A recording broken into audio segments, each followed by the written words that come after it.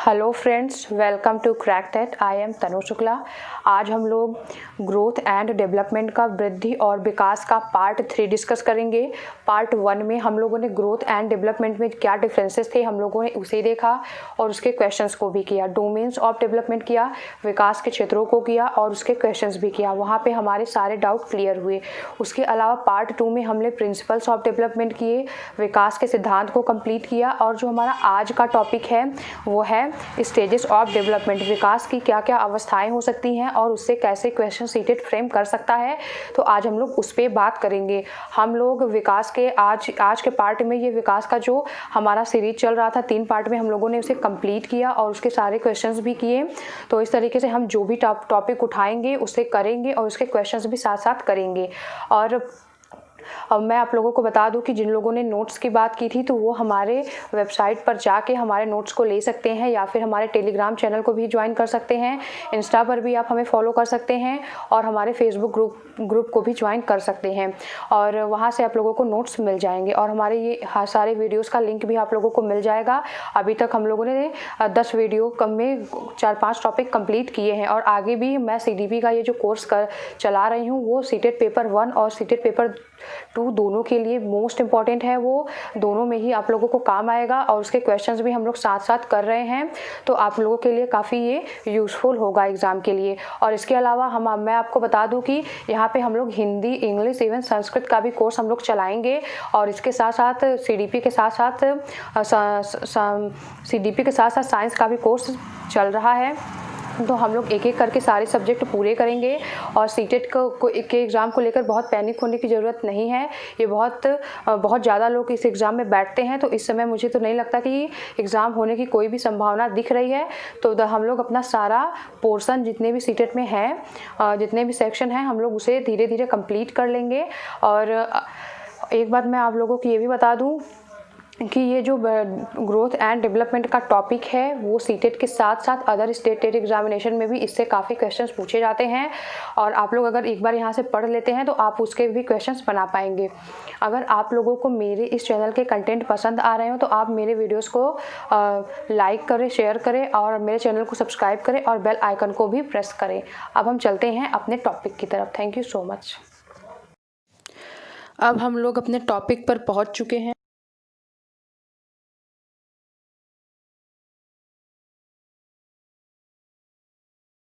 ये मैंने कल के वीडियो में नहीं कराया क्योंकि कल का वीडियो काफ़ी बड़ा हो गया था, पूरा आधा घंटे का हो गया था, इसलिए मैंने सोचा कि इसको मैं पार्ट 3 में करवा देती हूँ।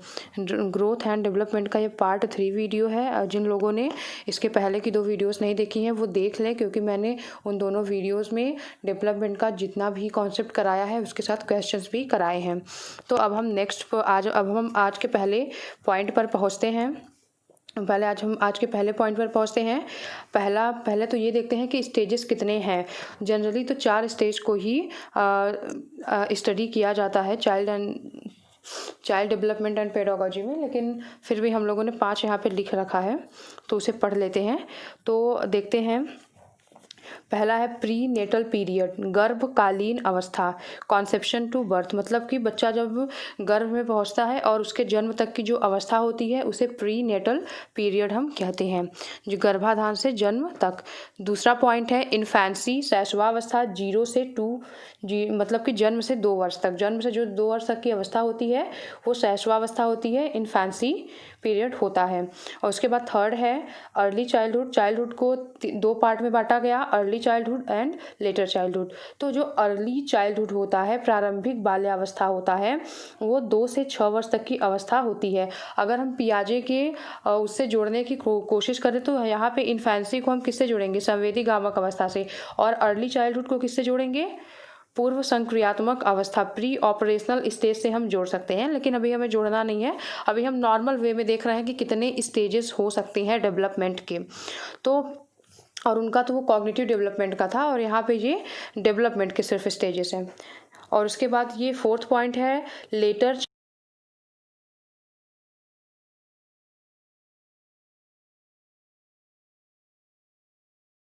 उसके बाद जो 5th पॉइंट है एडोलसेंस, किशोरावस्था, 12 से 18 वर्ष तक की अवस्था होती है ये। और उसके बाद एडल्टहुड आता है, तो उससे वयस्कावस्था का ज़्यादा क्वेश्चन उससे आते नहीं है क्वेश्चन, बस किशोरावस्था तक के ही आते हैं, तो हम लोग इतना ही आज देखेंगे।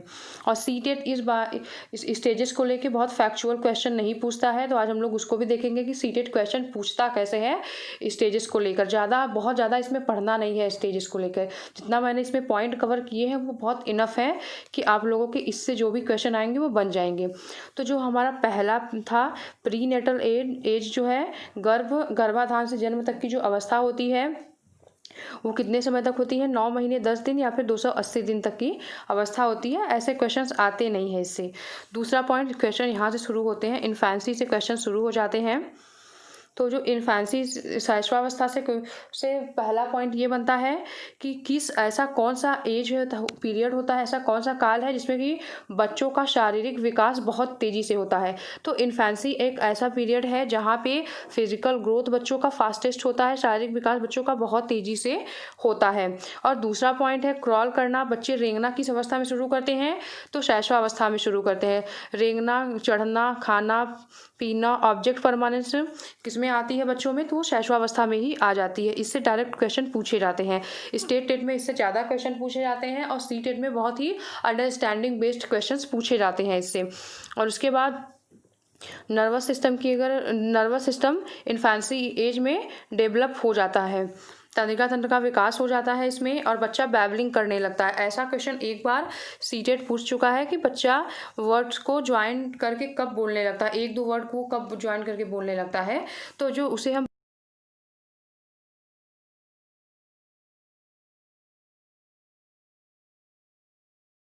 बल बनाने लगते हैं। तो ऐसा नहीं है। इन्फेंसी एज किससे शुरू होता है, जन्म से 2 वर्ष तक की अवस्था। तो हमें एकदम एग्जैक्ट समय एग्जाम में देकर पूछा जाएगा, तो लेकिन हमें 2 वर्ष तक की अवस्था के बीच का ही क्वेश्चन लगाना होता है। अभी हम लोग देखेंगे इससे क्वेश्चन कैसे आता है। और उसके बाद नेक्स्ट पॉइंट है टॉय एज, खिलौने। तो टॉय एज पे हम लोग पहुंच गए। टॉय एज जो बच्चों में आती है वो इन्फेंसी में आती है। शैशवावस्था में शैशवावस्था को टॉय एज भी कहा जाता है। ऐसे डायरेक्टली क्वेश्चन बनते हैं क्योंकि बच्चा यहाँ पे खिलौने की ज़्यादा डिमांड करते हैं। मतलब शैशवावस्था में बच्चे रहते हैं तो उन्हें खिलौने बहुत ज़्यादा चाहिए होते हैं, तो इसलिए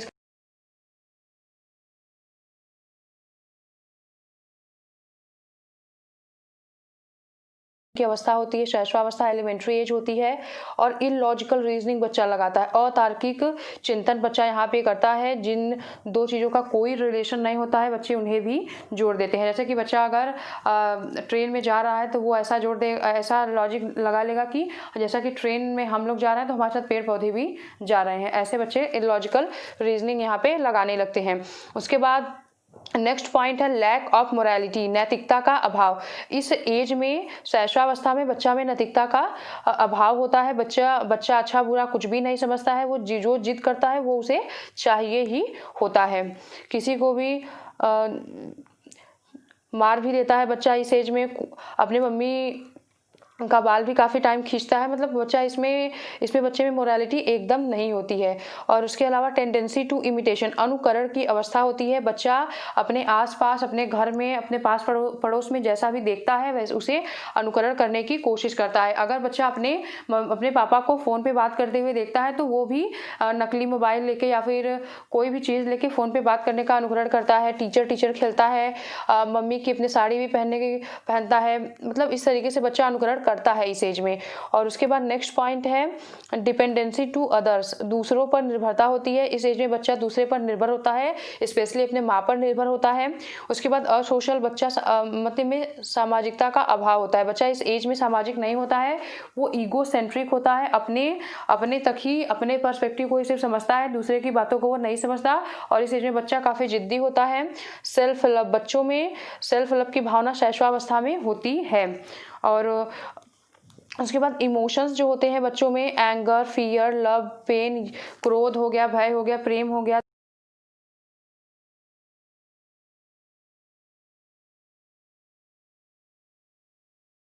है। मतलब इस एज में बच्चा ऐसा करने लगता है। उसके बाद नेक्स्ट पॉइंट है सेल्फिश, स्वार्थी। स्वार्थी मतलब कि बच्चा काफ़ी स्वार्थी होता है शैशवावस्था में। क्यों? क्योंकि जब भी उसके मम्मी पापा के पास कोई और बच्चे को अगर हम लेकर जाते हैं, बच्चा चला जाता है तो वो रोने लगता है। उसको लगता है कि माँ जो अगर उसकी है तो वो सिर्फ उसी से प्यार करे, किसी और बच्चे से नहीं करे। उसके बाद टेंडेंसी टू रिपीटेशन, पुनरावृत्ति की अवस्था होती है। बच्चा कोई भी कार्य करता है तो उसे बार बार दोहराने की कोशिश करता है। और अर्ली, अब हम नेक्स्ट पॉइंट पे पहुंचते हैं, अर्ली चाइल्डहुड। तो सबसे पहले हम एक बार देख लेते हैं कि शैशवावस्था में जल्दी जल्दी एक बार फिर से क्विक रिवीजन करते हैं। तो जो शैशवावस्था होती है इसमें फिजिकल ग्रोथ बहुत तेजी से होता है। बच्चा क्रॉल करता है, क्लाइम करता है, खाना भी सीखता है। उसके बाद नर्वस सिस्टम यहाँ पे डेवलप हो जाता है। बच्चा बैबलिंग करना सीख जाता है, यहाँ पे एक दो वर्ड ज्वाइन करके बोलना सीख जाता है शैशवावस्था में। टॉय एज इसे कहते हैं, एलिमेंट्री स्कूल एज कहते हैं। और बच्चा इलॉजिकल रीजनिंग लगाने की कोशिश करता है। मोरालिटी, नैतिकता का यहाँ पे अभाव होता है बच्चों में, और बच्चा अनुकरण की प्रवृत्ति कर रखता है। और उसके बाद बच्चा दूसरे पर निर्भर होता है। बच्चे में सामाजिकता का अभाव भी होता है। इस एज में बच्चा खुद से ही प्रेम करता है। और बच्चे में 4 इमोशन काफी डेवलप होते हैं, क्रोध हो गया, भय हो गया, प्रेम हो गया और दर्द हो गया। बच्चा यहाँ पे सेल्फिश भी होता है और बच्चा पुनरावृत्ति की प्रवृत्ति बच्चे में होती है। अब हम दूसरे पॉइंट पर पहुंचते हैं। दूसरा आज का जो स्टेज है वो है अर्ली चाइल्डहुड, प्रारंभिक बाल्यावस्था। चाइल्डहुड को हम 2 पार्ट में डिवाइड करेंगे, early childhood and later childhood, प्रारंभिक बाल्यावस्था एंड और उत्तर बाल्यावस्था। तो जो उसका पहला पॉइंट है वो है most sensitive period of language development. ये क्वेश्चन बहुत ज़्यादा इंपॉर्टेंट है, 2019 में भी ये क्वेश्चन आगे आ चुका है और उसके बाद और पहले भी ये क्वेश्चन पूछा जा चुका है कि भाषा विकास की सबसे संवेदनशील अवस्था बच्चे की कौन सी होती है। तो अर्ली चाइल्डहुड जो होता है, प्रारंभिक बाल्यावस्था की जो अवस्था होती है,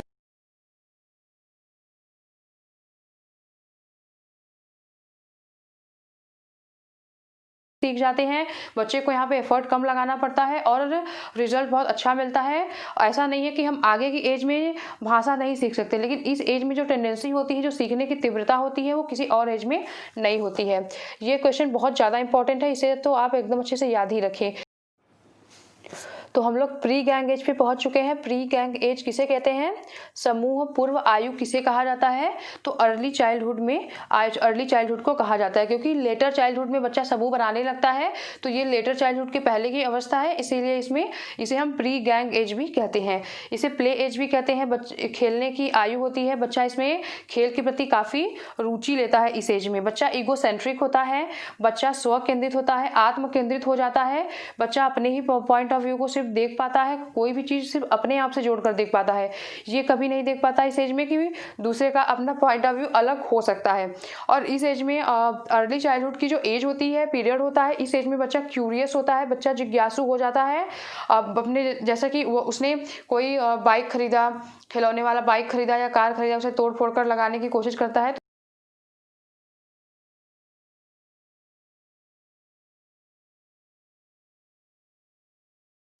अगर ऑप्शन में इन्फेंसी दिया है और अर्ली चाइल्डहुड दिया है तो सबसे ज़्यादा तो इन्फेंसी में होती है, लेकिन अगर दोनों को दिया है तो ये इन्फेंसी और अर्ली चाइल्डहुड हम दोनों ही आंसर टिक कर सकते हैं। और उसके बाद नेक्स्ट, तो हमारा जो अर्ली चाइल्डहुड का जो एज है वो सबसे ज़्यादा इंपॉर्टेंट है भाषा के लिए। सबसे पहले क्विक रिवीजन करते हैं। उसके बाद से प्री गैंग एज भी कहते हैं, प्ले एज भी इसे कहते हैं। बच्चा ईगोसेंट्रिक किसमें होता है? तो अर्ली चाइल्डहुड में होता है। फिजिकल ग्रोथ यहाँ भी ग्रोथ फास्टेस्ट होती है बच्चे की। अब हमारा नेक्स्ट पॉइंट है लेटर चाइल्डहुड, उत्तर बाल्यावस्था। उत्तर बाल्यावस्था की अवस्था में हम अब पहुँचते हैं। इसकी एज हम लोगों ने देख ही लिया था, 6 से 12 वर्ष तक की अवस्था होती है। आगे ऊपर लिंक भी दिया गया है। इसके स्टेजेस के नाम और उसका आयु हमें अच्छे से पता होना चाहिए, इससे भी कई बार क्वेश्चन बनते हैं और उसकी विशेषताएं तो पता होनी ही चाहिए। तो इसमें जो पहला पॉइंट है अर्ली स्कूल एज भी इसे हम कहते हैं, प्रारंभिक स्कूल की अवस्था भी हम इसे कहते हैं।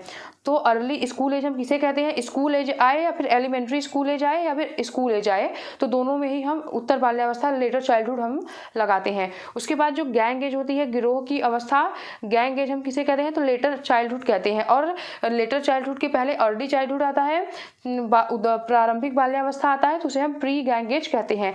उसके बाद ट्रबल सम एज भी किसे कहते हैं? तो लेटर चाइल्डहुड को हम ट्रबल सम एज कहते हैं, समस्यात्मक अवस्था कहते हैं। उसके बाद स्मार्ट एज, स्मार्ट एज हम स्फूर्ति की अवस्था, बच्चा इसमें काफ़ी स्फूर्ति वाला हो जाता है, बच्चा काफ़ी स्मार्ट बनने की कोशिश करता है लेटर चाइल्डहुड में, तो ये इसे हम स्मार्ट एज भी कहते हैं।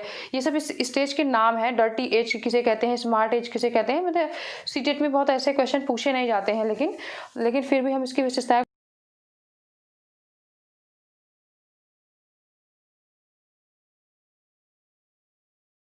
मूर्त रूप से सोचता है किस एज में, तो लेटर चाइल्डहुड में। जैसा कि मैंने आप लोगों को बताया था कि अगर बच्चे के पास कोई भी चीज़ है तो उस पर वो मूर्त रूप मतलब जिसे हम देख सकते हैं, छू सकते हैं, तो ऐसे चीज़ों पे अपना लॉजिक रीजनिंग लगाने की कोशिश करता है, यहाँ पे कोशिश करता है।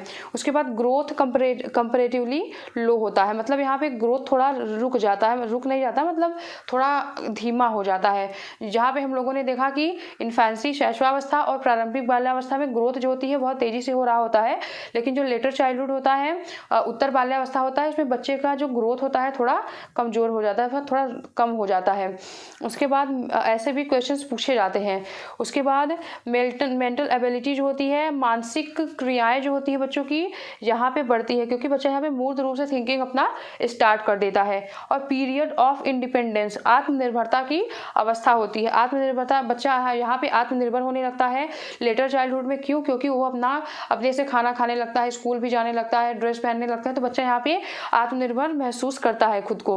उसके बाद इंटरेस्ट इन क्रिएटिव टास्क, बच्चे सृजनात्मक कार्यों में रुचि लेते हैं। बच्चे जब स्कूल में जाते हैं, ड्राइंग करते हैं, या फिर स्कूल में कई टाइप के टास्क कराए जाते हैं ताकि बच्चों में क्रिएटिविटी इम्प्रूव हो सके, तो बच्चे यहाँ पे क्रिएटिव टास्क करने में रुचि लेते हैं। और वहाँ पे बच्चों से, जैसे कि बच्चे जब छोटे होते हैं तो उनसे मिट्टी के खिलौने भी बनवाए जाते हैं, वो भी एक क्रिएटिव टास्क में ही आता है। और बच्चे से कई टाइप के क्रिएटिव टास्क कराए जाते हैं प्राइमरी लेवल पे, मतलब इस लेवल में, लेटर चाइल्डहुड की एज में। उसके बाद develop social and moral equality, बच्चों में सामाजिक और नैतिक गुणों का विकास होने लगता है। बच्चे में यहाँ पे सामाजिक और नैतिक गुण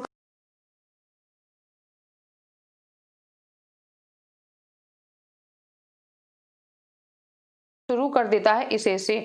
उसके बाद डेवलप एक्सटर्नल पर्सनैलिटी, बाहरी व्यक्तित्व का बच्चों में विकास होता है, मतलब बच्चा अपने कपड़े पर ध्यान देने लगता है, अपने स्टाइल पर बच्चा यहाँ पे ध्यान देना स्टार्ट कर देता है, अपना बाहरी पर्सनैलिटी डेवलप करने की कोशिश करता है, दूसरों से अच्छा व्यवहार करता है ताकि लोग उसे अच्छा भी कहें।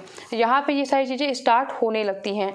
और डेवलप कहाँ पे होती हैं, तो किशोरावस्था में सारी चीज़ें अच्छे से डेवलप हो जाती हैं। और बच्चा यहाँ पे इमेजिनेशन, कल्पनाशीलता में विचरण करता है। इमेजिनेशन बच्चा यहाँ पे काफ़ी दिवा सपना भी देखने लगता है, बच्चा काफ़ी इमेजिनेशन की दुनिया में भी यहाँ पे खोया रहता है। लेकिन इससे ज़्यादा इमेजिनेशन जो होती है वो एडोलसेंस में होती है। तो अब हम आ जाते हैं एडोलसेंस पीरियड में मतलब कि किशोरावस्था में। तो किशोरावस्था से एक सबसे ज़्यादा इंपॉर्टेंट क्वेश्चन जो है, पहले हम लोग उसे देखते हैं।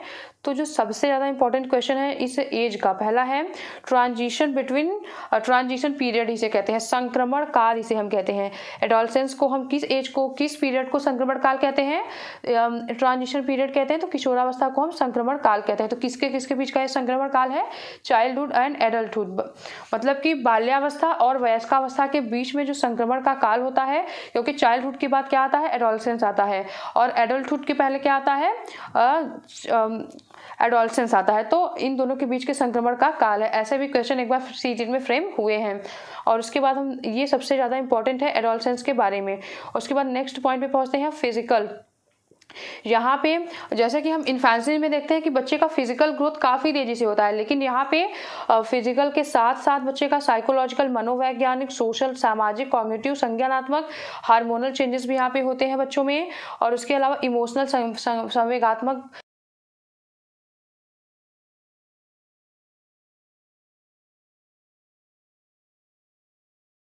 तो किशोरावस्था में होता है। लेकिन अगर हम सिर्फ शारीरिक विकास की बात करें तो इन्फेंसी में होता है, उसके बाद अर्ली चाइल्डहुड में होता है।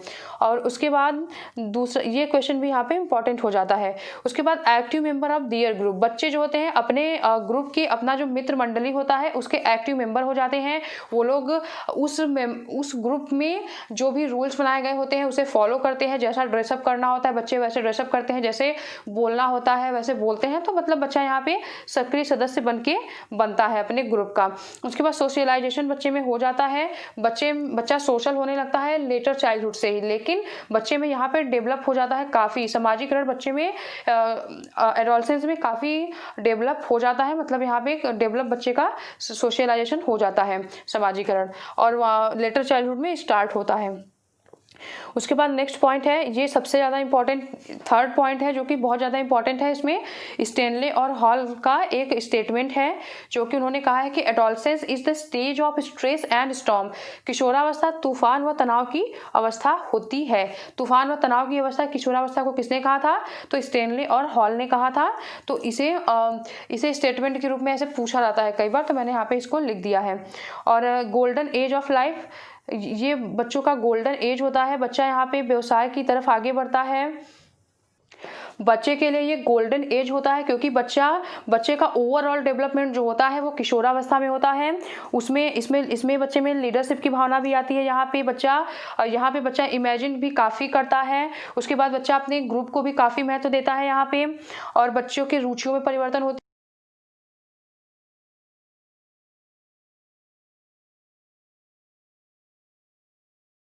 बच्चा अपराध भी कर बैठता है। समाज सेवा की भावना भी बच्चे में इसी एज में आती है। बच्चा व्यवसाय चुनता है।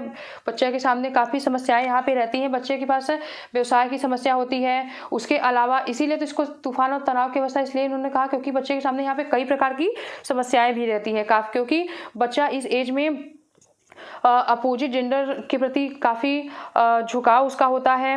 उसके बाद अपराध की प्रवृत्ति भी आने की संभावना यहाँ पे रहती है। बच्चा अपने व्यवसाय को लेकर, अपने फ्यूचर को लेकर भी काफ़ी चिंतित रहता है, और स्वतंत्रता की भावना होती है बच्चे में, विद्रोह की भावना भी बच्चे में यहाँ पे जागृत होती है। तो इसीलिए इसे किलपैट्रिक ने जीवन का सबसे कठिन काल भी कहा है। इसे उलझन का काल, जीवन का सबसे कठिन काल, तूफान व तनाव की अवस्था भी एडोलसेंस को कहा गया है। और हम सभी इस पीरियड से गुजर चुके हैं, तो हम लोगों को भी काफ़ी आइडिया है इस बारे में। अब हम लोग क्वेश्चंस देखते हैं कि एग्जाम में क्वेश्चंस पूछे कैसे जाते हैं। सबसे ज़्यादा इंपॉर्टेंट तो यही हो जाता है कि एग्जाम में क्वेश्चंस फ्रेम कैसे हो रहे हैं इससे। तो पहला क्वेश्चन है, between months of age most children begin to climb words into short sentences while speaking. महीनों की आयु के बीच अधिकांश बच्चे शब्दों को मिलाकर छोटे छोटे वाक्यों में बोलना शुरू कर देते हैं। तो ऐसा कौन सा मतलब मंथ है, कितने मंथ में, जो चारों पॉइंट यहाँ पे दिए गए हैं, कितने मंथ में बच्चा दो शब्दों को ज्वाइन करके बोलने लगते हैं। तो हम लोगों ने बैबलिंग की, बलबलाने की वहाँ पे बात की थी। वहाँ पे एक दो वर्ड बच्चा बोलने लगता है। तो किस एज में? तो 2 साल के बीच तक की अवस्था होती है। तो यहाँ पे तीसरा और चौथा पॉइंट तो ऐसे ही यहाँ पे गलत हो जाता है। यहाँ पे पहले और दूसरे पॉइंट में कंफ्यूजन हो सकती है। तो यहाँ पे सीटेट ने इसको सेकंड आंसर यहाँ पे माना था, 18 से 24 वर्ष की अवस्था को माना था यहाँ पे। तो अब हम नेक्स्ट देख लीजिए आप लोग किस तरीके से क्वेश्चन पूछते हैं। इतना फैक्चुअल क्वेश्चन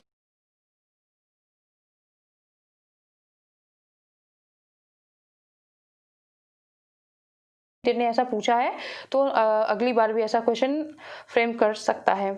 उसके बाद नेक्स्ट क्वेश्चन है, in middle childhood speech is more rather than. मध्य बाल्यावस्था में बच्चा क्या होता है? तो मिडिल चाइल्डहुड कहें तो अर्ली चाइल्डहुड और लेटर चाइल्डहुड के जो बीच का एज होता है उसे मिडिल चाइल्डहुड भी हम कह सकते हैं। तो इसमें बच्चा क्या होता है?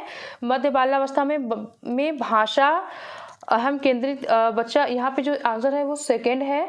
बच्चा सामाजिकृत के बजाय अहम केंद्रित अधिक होता है, क्योंकि जो ये मिडिल चाइल्डहुड का जो पीरियड होता है वो अर्ली चाइल्डहुड पीरियड के काफ़ी पास होता है। तो बच्चा यहाँ पे सोशलाइज कम होता है, सोशली एक्टिव कम रहता है, बल्कि वो ईगो सेंट्रिक यहाँ पे ज़्यादा होता है। तो यहाँ पे दूसरा ऑप्शन सही हो जाएगा। अब हम नेक्स्ट पॉइंट, हमारा जो नेक्स्ट क्वेश्चन है वो है, which of the following characterise the period of middle childhood. निम्नलिखित में से कौन सी मध्य बाल्यावस्था की विशेषता है? तो हम पहले देखते हैं कि कौन सा आंसर होगा, कौन सा नहीं होगा। तो पहला तो ये है कि ऑब्स्ट्रैक्ट थिंकिंग की बात की गई है, अमूर्त रूप से सोचने की बात कर दी गई है। तो यहाँ पे तो ये होगा नहीं, क्योंकि मध्य बाल्यावस्था, ओवरऑल जो बाल्यावस्था होती है वो 12 वर्ष तक की होती है, और यहाँ पे अमूर्त चिंतन बच्चा नहीं करता है। और उसके बाद नेक्स्ट पॉइंट है, children begin to think logically but concretely. बच्चे तार्किक और मूर्त रूप से सोचना शुरू कर देते हैं। इसका आंसर तो यही होगा। और देखते हैं कि और पॉइंट आंसर क्यों नहीं बन सकता। तो यहाँ पे सेंसरी एंड मोटर एक्टिविटीज़ की बात की गई है, तो ये तो शैशवावस्था में होता है। तो ये भी नहीं होगा, इन्फेंसी एज में होता है, तो ये आंसर भी नहीं होगा। और उसके अलावा एक है ये physical growth and development occur at a very rapid pace, तो यहाँ भी शारीरिक वृद्धि और विकास बहुत तेजी से इन्फेंसी में होता है, इसमें नहीं होता है। तो यहाँ पे जो आंसर होगा वो हमारा सेकंड हो जाएगा। उसके बाद नेक्स्ट क्वेश्चन है the most critical period of acquisition and development of language is, भाषा के अर्जन और विकास के लिए सर्वाधिक संवेदनशील अवधि कौन सी है? तो इसे हम लोगों ने बहुत अच्छे से पढ़ा था कि ये अर्ली चाइल्डहुड होता है, प्रारंभिक बाल्यावस्था की अवस्था।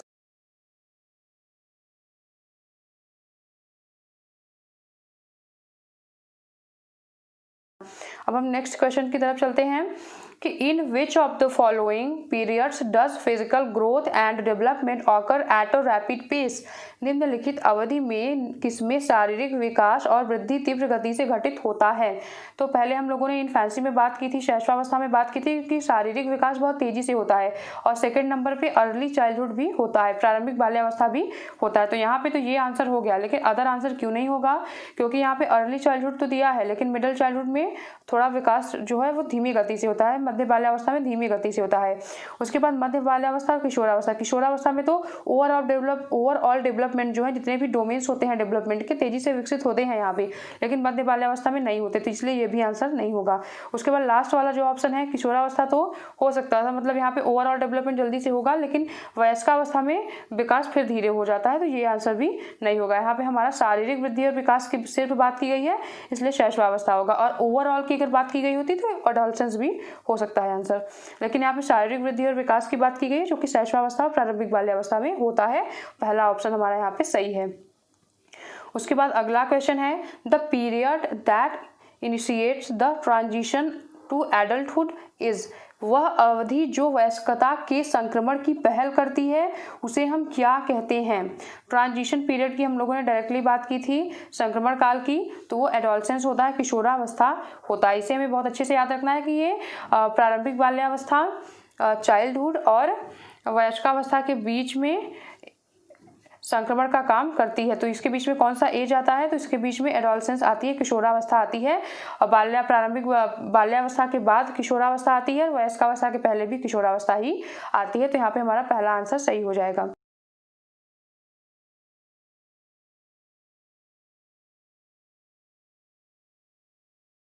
क्या होती है? तो हम लोगों ने पहले ही, मैंने आप लोगों से कहा था कि हमें जितने भी मैंने 4-5 स्टेजेस बताए हैं उसके बहुत अच्छे से समय हमें याद होने चाहिए। तो यहाँ पे 0 से 2 वर्ष होती है, और किसी पॉइंट का कोई मतलब यहाँ पे निकल नहीं रहा है। उसके बाद शैशवावस्था, इन्फेंसी का एज कितना होता है? तो 0 से, मतलब जन्म से 2 वर्ष तक की अवस्था। उसके बाद एक अगला क्वेश्चन है which of the following age group falls under letter childhood category, निम्नलिखित में से कौन सा आयु समूह परवर्ती बाल्यावस्था श्रेणी के अंतर्गत आता है?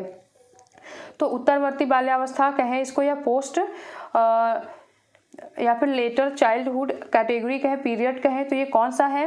18 से 24 साल ऐसा तो नहीं है, बर्थ टू 6 ईयर ऐसा भी कोई पीरियड नहीं है, 6 to 11 ईयर्स, क्योंकि जो प्रारंभिक बाल्यावस्था होती है वो 2 से 6 वर्ष तक की होती है, और जो उत्तरवर्ती बाल्यावस्था होती है, लेटर चाइल्डहुड होता है, वो 6 से 11 वर्ष तक की अवस्था होती है, और 11 से 18 वर्ष तक की अवस्था तो ये नहीं है, ये किशोरावस्था में आ जाएगा। तो अब हम नेक्स्ट पे चलते हैं। डेवलपमेंट स्टार्ट फ्रॉम, विकास शुरू हो जाता है, हम लोगों ने कल ही बात किया था इसके बारे में। शैशवावस्था से द स्टेज ऑफ इन्फेंसी, पूर्व बाल्यावस्था, प्री चाइल्डहुड स्टेज, उत्तर बाल्यावस्था, पोस्ट चाइल्डहुड स्टेज, प्रसव पूर्व अवस्था से डेवलपमेंट स्टार्ट हो जाता है, प्री नेटल पीरियड से डेवलपमेंट स्टार्ट हो जाता है। तो इसका आंसर जो है वो डी होगा, क्योंकि जो गर्भधारण के समय से ही, कॉन्सेप्शन से ही बच्चे का डेवलपमेंट स्टार्ट हो जाता है और मृत्यु तक वो चलता रहता है।